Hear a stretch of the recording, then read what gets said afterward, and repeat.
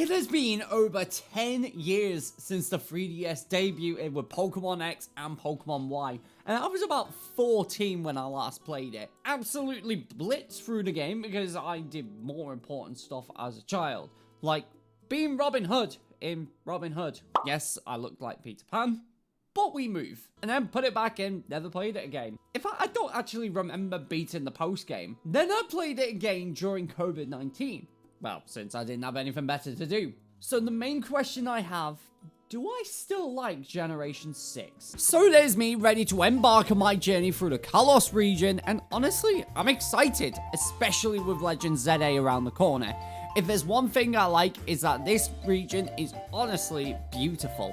But I get absolutely job scared by my pet fletchling. I get out of bed, play on the Wii U. Man, those were some good times. But my mom wants me to go and socialize with the neighbors. So I do and meet up with Serena and Shauna. Apparently the professor has been stalking us considering the fact we've only just moved to Vannyville. But either all, I don't like that. But there's a Pokemon to my name and I want it. So I rush over to the next town and catch up with the group, meeting Tyono, a dancer, and Shredder. I don't like the nicknames like Big R and that, so Rai will do. And now the time has come to choose our Pokemon, between this rodent-looking thing, a fox, and my goat, Froakie. I've actually played through with Chespin and Fennekin already, so I grab my frog called Naratoad and receive a Pokédex. Now I'm not 100% in this game, like grabbing the full Pokédex and that. I'm just doing the full story, although if you want me to do the full post-game as well, then you know what to do. So now with a Pokemon by my side, I take on Shauna in a debut battle, which was basically straightforward, blowing bubbles at her face before heading back home to give my mother a love letter. Wait, in that case, where's my dad? Oh well, at least I have a big Rhyhorn giving me a big hug before I go on my way. So there I was on my official Pokemon journey, and while I set foot into the Kalos region, I grab a couple of Pokemon that will be important. Tweety the Pidgey, and take on some super training just to catch the bird up, but also unlock core training, which will be helpful for EV training, before eventually catching up to my neighbors. Learn to catch with me! I already have caught one. I don't know why she wants to learn with us. She already has a Fletchling as a second one, but again, we move. I do a little more grinding because I completely forgot EXP share isn't in this game. But we make our way in the forest, and with Shauna by my side for healing, so whilst I go through the forest, let's quickly go over the extra rules I have set. And really, there's only 3. No medicines in battle, set mode only, and no over-leveling. But everything else is just a normal playthrough. By the time we all get out of the Santaloon forest, I can hunt for another Pokemon, the god of all Pokemon, and something so deadly will be able to breeze through this game. Bidoof. On a serious note, Norbert will be my HM slave, something I've personally not been needing to worry about for a very long time, and at all on this channel. Once the grinding was done, I'm ready for the gym, and after battling the trainer outside, she gives me a pair of my own rollerblades. Nice. For the first gym, I'm supposed to navigate around a huge web, taking out bug-type trainers along the way, and considering the fact that we've got a bird, this should be easy, right? Well, it's time to go against Viola, and it's Surskit against Tweety. Quick attack does little chip damage, whereas a crit Goss hurts a lot. This forces her to heal, which gives me the damage I need to hit hard and take it out. But already she has a fully evolved Bog, Vivillon. After a tackle, we're barely hanging on, but a couple of Ghosts were good, but it goes for Infestation. So I managed to throw in a final Ghost before falling to recurring damage. With Naratoad remaining, all I needed was a simple quick attack to defeat the Butterfly. That was tougher than I thought, but with the Bug badge in our hand, we're starting to move. After exiting the gym, I scout around the city as I exit towards Route 4. I get given the EXP share, something that will help with the level grinding for the squad, and we're currently on our way to the capital, and we're absolutely on a roll. Get it? Roll and rollerblades? Oh, never mind. By the time I arrive at Lumiose City, I follow these 2 trainers that he entrusted to follow into the lab himself to finally meet him. And he wants to challenge us to a battle with 3 Kanto starters. yeah, I think I'm screwed. However, they are quite underleveled, so I slowly chip away on the Bulbasaur as well as the tanky Squirtle. By the time Charmander remained, I simply let Naruto take care of the Salamander with a simple water pulse. But after defeating him, I'm able to take another starter between the frog, lizard, and the turtle. And seeing as I have a water type already, I pick the grass type Bulbasaur and call him Kermasaur. There is a nickname theme going on here, so let me know your guesses, and let's see if you can get that right. But in addition, he gives us the Venusaurite, a Mega Stone for when it evolves, which I think is just awesome. When I do make my voyage out the lab, I get pulled over by a man with fiery hair. This geezer is called Lysandre, and he'll become quite important later on through the story. But for now, I head back to the South Boulevard of the city to catch up with our neighbor. And already we're bumping into, you guessed it, Lysandre, as well as the famous movie actress, Diantha. Again, nothing much other than the introduction, so I guess it's now time to head out to Route 5. And it seems like I'm one very popular boy, because one step into Versant Road and I'm getting sniffed by a Lucario. I mean, it is a dog, so... Anywho, let's get some evolutions going as I grind up the teams, starting with Naruto evolving into Frogadier, Kermasaur to Ivysaur, and Norbert to B-Barrel before making our way towards the palace. But first, it's a battle with one of our rivals, Tyono, and as he dances away, I just let my bird do the cleaning up. Or not. But Norbert comes in clutch and gives us the win. In addition, I beat up an illegal Kadabra being 3 levels under its evolution level. Our little bird evolves to a bigger bird before we arrive at the next town called Camphria. I meet up with Shauna at the local castle to study more on Mega Evolution. He doesn't know anything. However, something seems off with the other guy. They rush off, so I guess we should too. And by this point, can we just appreciate the soundtrack throughout this whole game? I think out of every single Pokemon game, Generation 6 just has that homey city themes, but also amazing battle tracks. Eventually, we bump into Snorlax. Where have I seen this one before? I need a Pokeflute, and he handed it over to someone at the palace. So I waste no time and make my way, arriving at said palace. Just look at the smile of that character. He seems to be enjoying the journey, and so am I. Until I find to enter the palace is 1,000 euros. Honestly, I can buy the yearly gold pass for Disneyland Paris, and it's cheaper than that.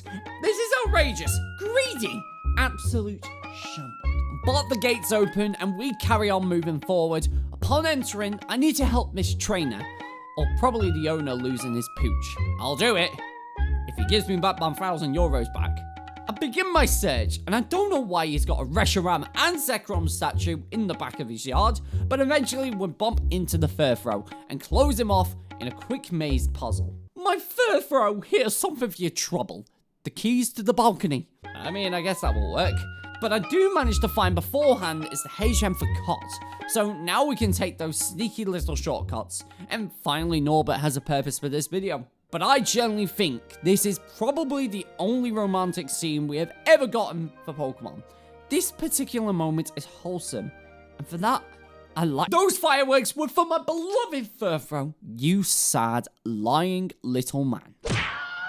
But if you thought that love story is cute, then here's mine, but I need a little help. I'm trying to make this a dream come true, so if you do enjoy what you see, just double check if you're subscribed and ding on that notification bell so you know when I next upload. It's free and it means the world to me with your support, and you can also change your mind at any point. So with him knocked out and sent to bed, we for one get research from the butler about Mega Revolution, as well as the Pokeflute in our very hands. I can grab the TM for Venoshock on the way out, and we wake up to the big bear.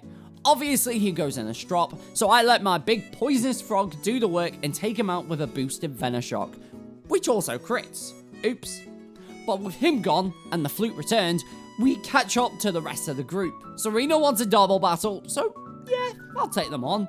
I let my frog deal with Trevor's Pokemon while Serena gets paralyzed and struggles against the Corphish, so a quick switch to Tweety and she ghosts him off the map. Sweet. But it's time to say goodbye to Central Kalos for now, as past the connecting cave, we end up at the coastal biomes, and with our Pokédex upgraded, we can start hunting for new Pokemon. We arrive at Ambret Town, home of the Fossil Labs, and yeah, making discoveries is cool and all in the Glittering Cave, but I want to challenge the gym instead. So I head down the coast and...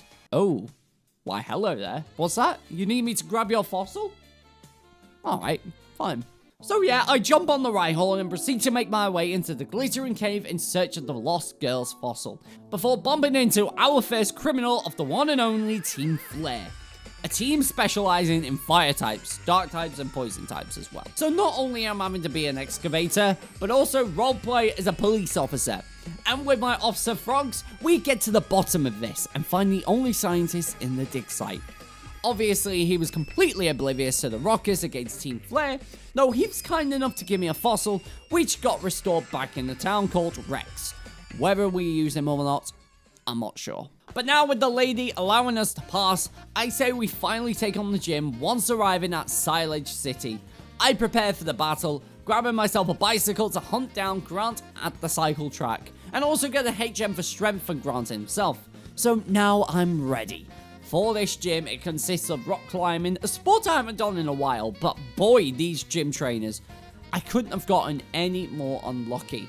Although I do remember having trouble with this gym when I first played through the game. I go straight back in and get through without much trouble. After some levels and taking on the gym challenges, it's time to take on the leader. Amira is up against our HM Slave, where Rock Smash actually shines here, being quite effective. And despite the Thunder Wave, we take Aurora Beam like a champ and take out the first fossil. However, I'm more worried about his Tyrant. A strong jaw bite does a lot of damage. Norbert falls, leaving Naruto. Rock Tomb slows us down, and I hope we outspeed. We do!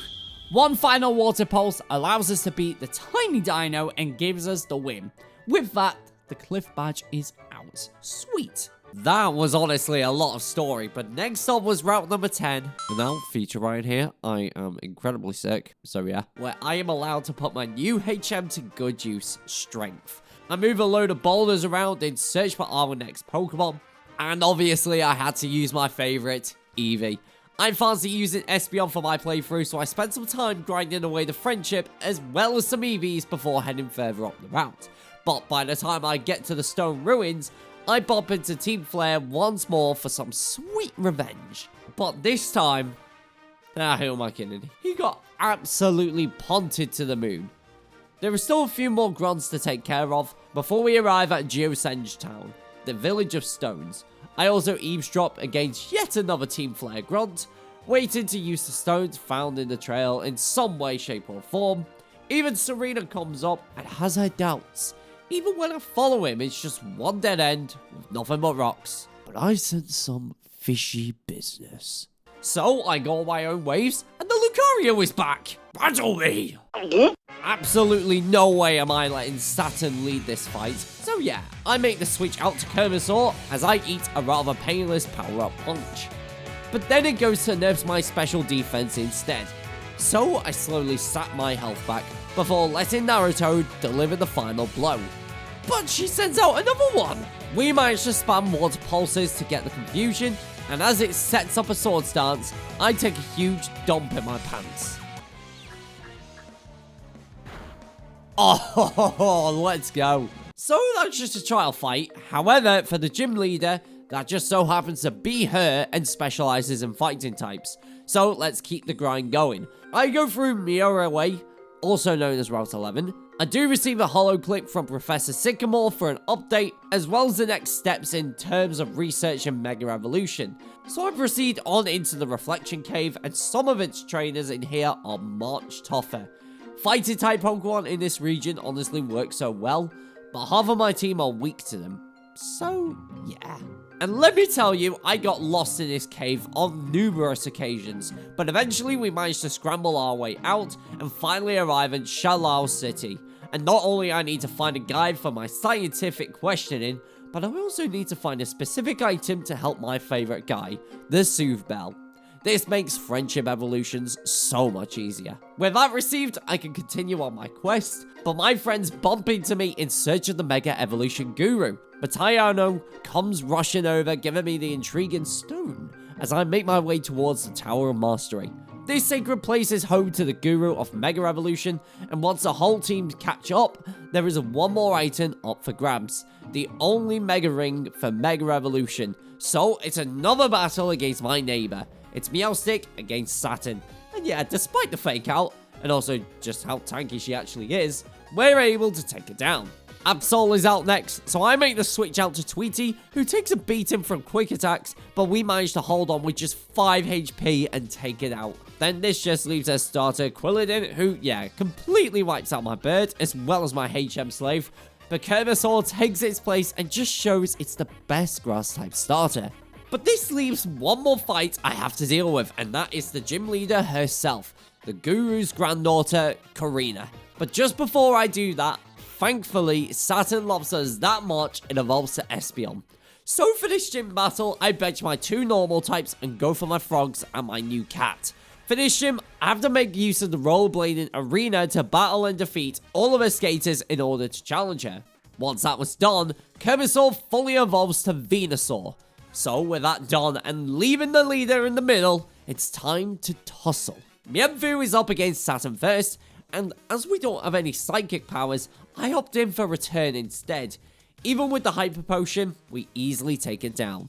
Next was Machoke, and with it being slightly more bulky, I opt in for Swips. After barely holding on from Rock Tombs, Final Swift takes it out. This leaves her ace, Harlucha. I won't outspeed, so I quick attack for a little chip before falling to Flying Press. I let out Kerbesaur as it set up the claws. I Venoshock, take a huge critical Flying Press and leave it low until she heals again. So we fall, and yeah, because of that setup, we had lost. However, on the next attempt, Saturn does even worse.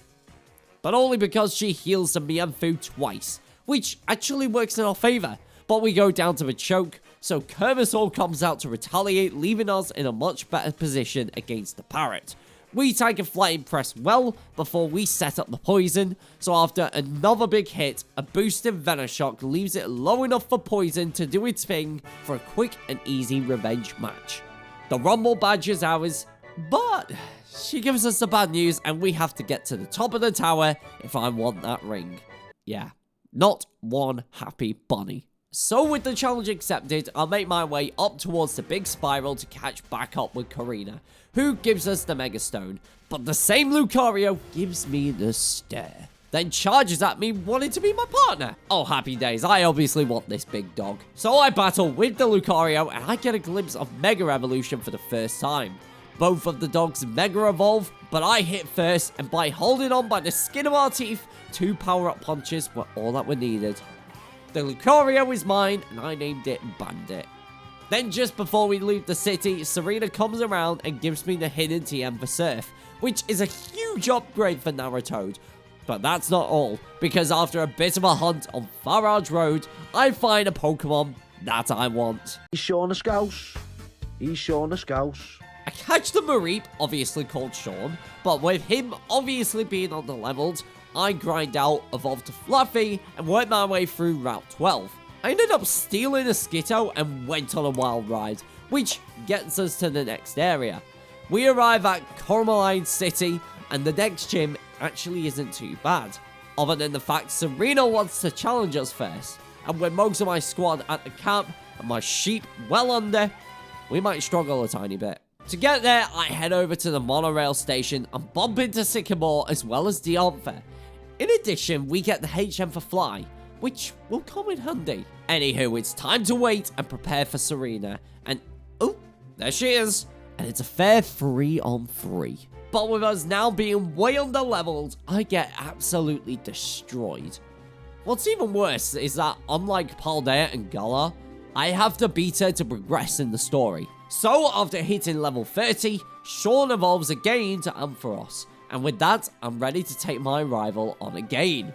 Tweety is up first to take the fake out, as well as Chip, before I tactily switch out. So Norbert comes out to disarm in voice, and I start to build up rollouts.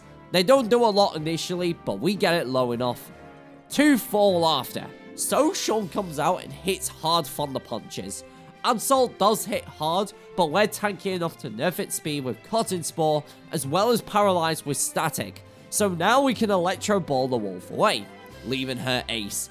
We get low from Needle Arm, so I switch back to Tweety in order to hit a super hard flick. Really? We're going there, are we? So, yeah. we had lost again. A few moments later. Oh, this battle wasn't supposed to be difficult.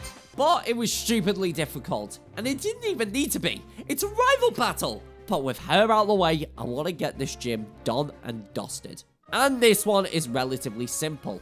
I have to climb a huge tower full of rangers, making it my last chance to level up Sean as much as possible. And then, my game crashed. Absolutely fantastic. So much later that the old narrator got tired of waiting and they had to hire a new one. Once I got up the tower, there remains the gym leader, Ramos. And it's jump off against Sean first. We take acrobatics really well as Thunder Punch does more damage, but he eventually goes for the Hyper Potion. However, Static kicks in at last, meaning we can swiftly take it down with Electro Ball. Or just leave it on 1 HP. This forces him to heal again, but we're able to get him out. His ace comes out and retaliates with a huge bulldoze, which does equalize the match. Tweety comes out to hit 2 super effective flies, leaving the Weeping Bell. And 1 more fly takes it out the tower and wins us the match. With the plant badge in our possession, we've got half the badges. So after sliding down the tower, I have 2 stops I'd like to visit. The first being further up the city, so I make my way onto Azure Bay, a water route, to speak to a lonely man on a small island, and from there I can grab yet another Megastone, this time for Sean. I can also go a little further up to the Sea Spirit Den, but as for post-game. So I leave that for another time, and fly back down to the city, ready to proceed onto the next route. By the time I land, I receive a holo clip from Lysandre, basically congratulating me on wielding Mega Evolutions. But I bet you he knows something that he's not telling me about. And in addition, he looks fairly similar to the Team Flare grunts. I brush past that and make my way into the gates, where the locals have informed me that the other side has a power outage. Luckily for me, the power plant is around the corner, so I could go over to investigate. This area has nothing but arena trap Pokemon and keeps spawning next to me as soon as I finish a battle, which is frustratingly annoying, but after finding one of the first grunts on the bridge and beating him, yet again, he is somehow more stupid than I thought, as he lost his pass in the storm. I managed to find him by a rock and sneak myself in. Actually, no, I walked past him with the biggest grin as I enter the plant. Out of every area music-wise, this has to be my favorite, and honestly, one of my favorite themed areas. But enough of that, because I still have a lot of ginger grunts to deal with. On top of that, Tweety evolved to Pidgeot. I also attempted to rescue the local workers, but most of them didn't believe me, and another one tried charging me $300 for a bottle of water. That's just the cost of living, I guess. Regardless, I press on, defeating every grunt within the plant, and by doing that, our frog, who we started with at the very beginning of the playthrough, evolved to Greninja. All that remained was the Team Flare admins. I can't say they were that tough. Then all of a sudden, 2 superheroes emerge. I don't even know what's going on. Though, they do look familiar. I head out to continue my quest, and as soon as I step down the stairs, this guy about 8 foot tall stands in front of me, then walks off. Something about a flower Pokemon with eternal life. I don't know what that means, but I've got a gym badge to get, and nothing will stop me. Hey, Rai! Except you, of course. Together we watch the Prism Tower light up for the evening, but before we know it, I'm dragged into the next gym. And for this, well, I wouldn't really consider it much of a challenge, considering the fact they want to play Who's That Pokemon, and the first one was the mascot of them all. The battle, however, yeah, that was also very easy. I had to rinse and repeat 4 times before getting to the top floor to battle Clemont, the electric-type scientist gym leader, and I know exactly how I want this one to go. Emolga is up against Sean first, but it goes back with Volt Switch, so his ace Helios takes the hit. So then on turn 2, I switch out to Bandit to take the Thunderbolt, though not very well, and Mega Evolve to knock it right out with Power Up Punch. The same would have been said about his Magneton, however, Sturdy is in play, and he heals. Not great, but with a mixture of Power Gem, Thunder Punch, and Electro Ball in that order, we're able to knock out the 3 magnets. Once again, Emolga returns, and it can't do much, but we are able to hit really hard and get it out from flight. Another good fight, and the Voltage badge is ours. Easy peasy, lemon squeezy. As I leave the gym, I get another holo clip. However, this time it is from Professor Sycamore, who wants to catch up at the local cafe by the tower. And I'll be honest, I struggled to find it, which just explains how my last trip to Paris went. However, I eventually enter the cafe to find the professor as well as Lysandre, who goes on to a history lesson on his descendants and royalty and how the Kalosian population live in a rather selfish manner, but also talking about a destructive weapon. What this guy is planning is so sauce. But I mean, it gives us a King's Rock, which is nice, I guess. Anywho, now is the time I catch back up with my friends, so we all decide to meet on Route 14 to the Lavera Nature Trail. I bump into Serena as well as Trevor, and just as always, I win the Pokédex battle with him, surprisingly. But Serena is always up for a fight, and well, it went a bit like this. Oh yeah, much better this time round. But what isn't better is the fact that they all want to go to the scary house in the city. And I don't like that idea one bit. I don't like horror. I'm not a fan of anything scary. But of course, in regular Pokemon fashion, I get dragged to the house to progress with the story. Shauna wants into the house, so of course to keep the group safe, we all go in together. And already, as soon as I step inside, I get greeted by a man who gives out a very creepy tale. One I want to forget about for the rest of the video. And then he also wants to be greedy and asks for a tip. The rude, creepy old anyways, we all decide to split for Lumiose City, and already it's so much more relaxing and less gloomy. And whilst I was there, I decided on getting a new look. And yes, it's simple, but it works. However, I also need to make preparations for the gym. This is the first fairy-type gym ever, and it is a warping puzzle around the dollhouse. So, with a team of 3 decided, and I play when in doubt go right rule, which I don't know how, but it managed to work out, I got to the gym leader with little issues, to be honest. And despite being underleveled, I think we can hit hard against Valerie. Mawile is up first against Bandit, and I begin to set up a swords dance as it goes for iron defense, followed by a couple of bone rushes, waste their hyper potions, and eventually take her out. But with Mr. Mime out next, I'm already set up and ready. A huge Shadow Claw stops his Mime performance, leaving her Sylveon. Shadow Claw does a bit, but Dazzling Gleam finishes off our Donkey. But it's time for Kermasaur to come out and Mega Evolve, plus set the Toxic up. It then goes for Charm, meaning a super boosted Venoshock was a very simple and easy gym battle. And the grind doesn't stop there, because as soon as I step out of the gym, Shauna and Trevor invites us to the Pokeball factory that's local. It's only a little up north from the town, but the problem is they won't let me in. Run off to kick off, and then all of a sudden, a huge screech followed by them getting chased by the Team Flare grunts. I knew something was fishy. I step into the factory ready to pounce, and I love the fact that Serena comes out of nowhere and absolutely roasts her. This allows me to pass on through. And at this point, they knew they messed up, because I went crazy in the battles with my Ninja Frog, defeating every single grunt guarding the factory. I obviously want people to continue to enjoy befriending Pokemon, and that cannot be done if they take control of the place. And that's according to all 3 of these Team Flare admins. Although, if I'm honest, they aren't that much tougher than the standard grunts.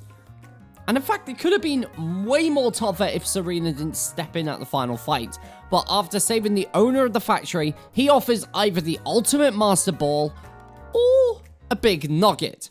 So I take the big nugget, and he's either deaf or colorblind because he gives me the Master Ball anyways. By the time we regroup, everyone has a change of mind and rushes off to the next town. I leave the factory getting an important news flash about the factory being attacked, but I know the story behind it all, and I know Team Flare's secrets. Man, these red suits are hard to run in.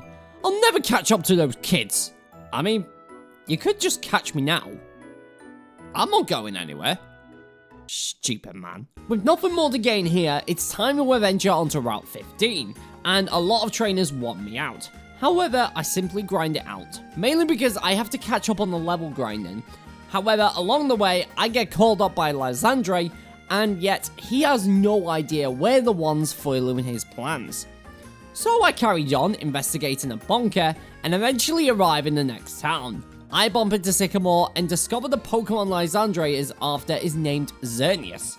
However, this is home to the move relearner, so that's where I'm off to. I managed to get Dragon Pulse for Sean, but I'm gonna need some more heart scales. So next I'm supposed to go through Route 17 as well as Mamoswine Way, but it's loafing around in the Frost Cavern, so I'm gonna need to find him first. I could go north of the town and find the trainer with said Mamoswine. He doesn't let me have it obviously, but Trevor has my back and gives us the guidance we need to investigate the cavern that this beast is so much afraid of. But by the time I got to the top of the cold cave, I see Team Flare once again. This time to catch Abomasnow and cause havoc in the region, and yeah, they were no pushover. So with them out of the way, I waste no time by catching up to the others, but get stopped along the way telling me to go to Dexio's place. Apparently there's knowledge of this legendary Pokemon. So I catch up and speak to this guy in the house who tells me everything he knows. Not like it was an interrogation or anything, but it seemed like it was. Once I gathered what I needed and Serena, despite the added Vaporeon to her team, was defeated yet again, I can then proceed with the gym. For this one, it's amazing the starlight. I think I'll call that star Jeff. By the time I got to the end and center of the galaxy, I look at the gym leader, Olympia, in the eye, and she knew her fate. The battle began, and I sent out Sean against Sigilyph. I also just let Sean cause absolute havoc when it Mega Evolves, plus T-Bolt away. At the end of the day, the little puppet thing put its wings to rest, and the Slowking gets absolutely zapped to the moon. This left her Meowstic, and actually is built the exact same way as Serena's. So, oh, so close. I'm not even joking, with her healing spam, we just survive on 2 HP and one more Thunderbolt declares us the victor of the battle. With that, the Psychic Badge was mine to grasp, proof of our power, and only one gym remains. As just when I step out of the gym to Serena rushing over to me and wanting a rematch, we both received the same holocast call from none other than Lysandre, announcing the world's end and their ultimate weapon to destroy the world as we very well know it. And that, ladies and gentlemen, is enough to cast my vote. He was an imposter all this time, and no one in this quest figured it out.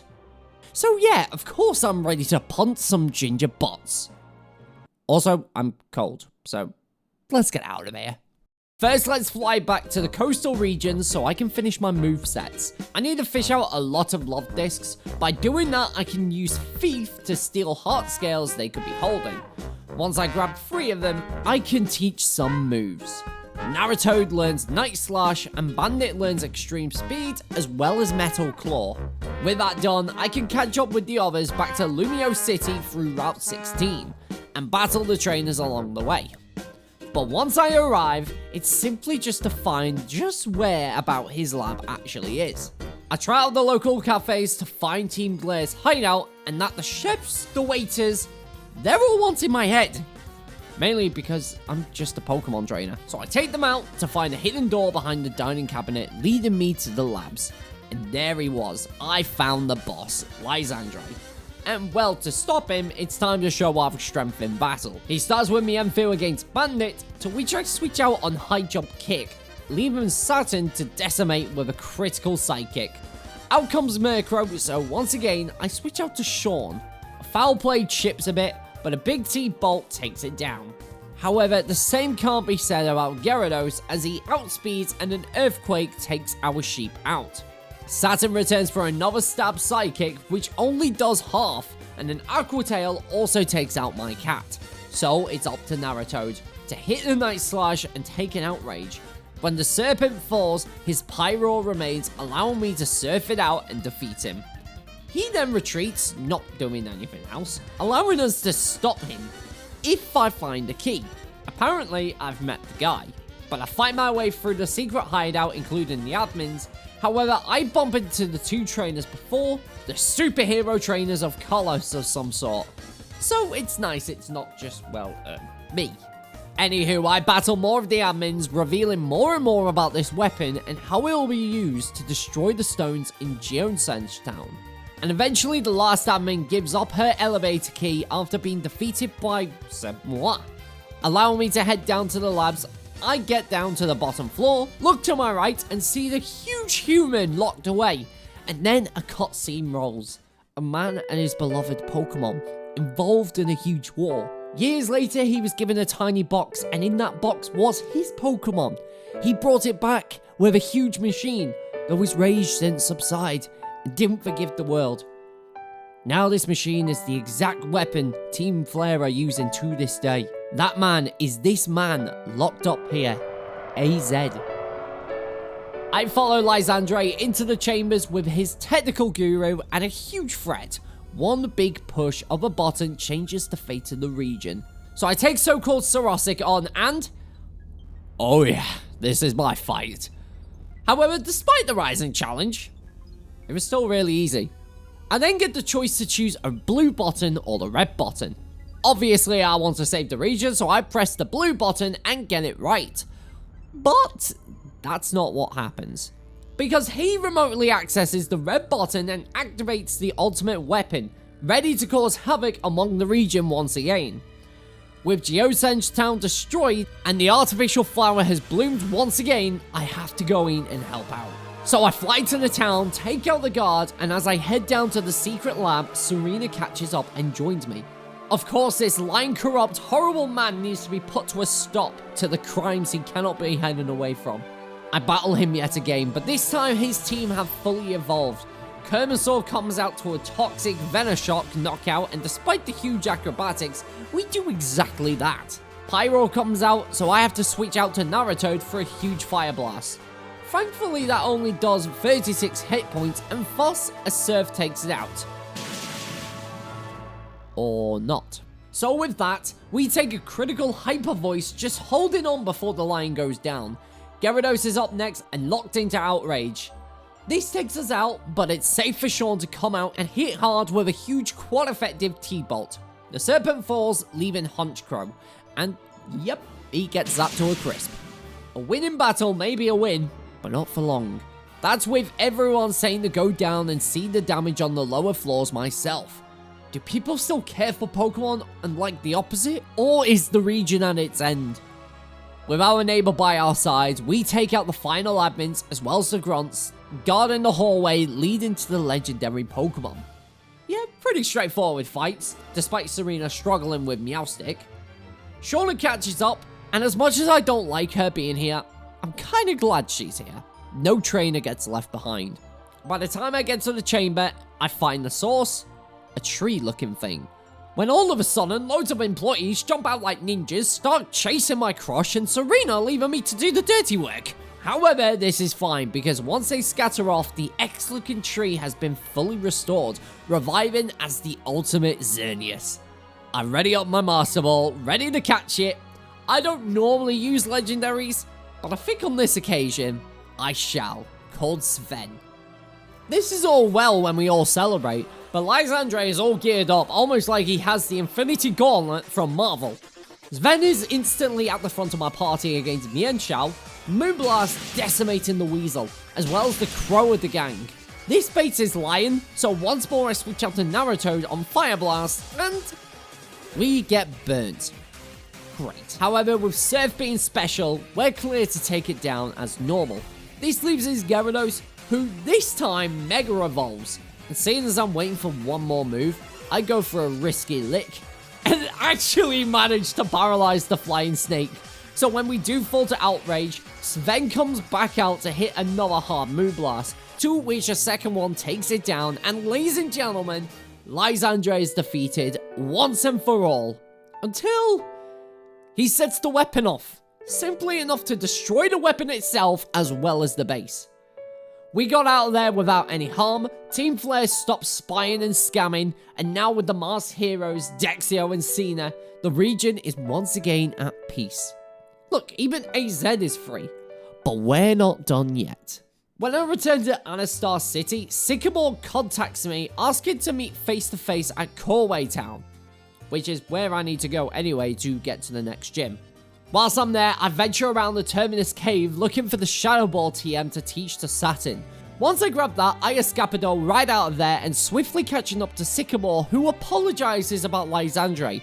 and then hits me with a Pokemon battle, because of course he does. And it's all of the Kanto starters, fully evolved. But as I have my legendary deer, and the fact that I need to grind the levels for him, I do just exactly that, as easy as 1, 2, 3. He goes off, but he reveals there's a treasure to find here. And I found it engraved onto this bench by the station. It's just a nice words of wisdom, but nothing is going to stop me now as I head on to Route 19 and make my way towards the final gym. Ray! You know what's about to happen? I don't know. Is it a cheeky kiss? Ew! No! What? I thought this region was known for knights in shining armor with legendary Pokemon by their side. Is it not? Nope. She wanted a battle. I've not battled her since the very start of our adventure. And I kind of feel bad just by spamming Moonblast on her Pokemon. But just go with it. And then everyone else wants to fight me too. However, Tyono was very easy, and then Trevor straight after that as well. All of their Pokemon just simply piled up into the bin. They all run away to their own journeys, leaving just Shauna and I. Sweet serenade music starts playing, and I'm still not kissing you. Oh, what? Come on. Once I arrive at Snowbell City, I gather my team of 3 together and prepare myself for the final gym battle. Wolfreak specializes in ice types, so I simply just took ones who resisted and who are strong. In this case, Sean, Bandit, and Naratoad. This gym is a pathing puzzle, and it honestly confused the heck out of me. However, I managed to get on by a thread and somehow beaten the puzzle. I'm not very good with these kind of puzzles.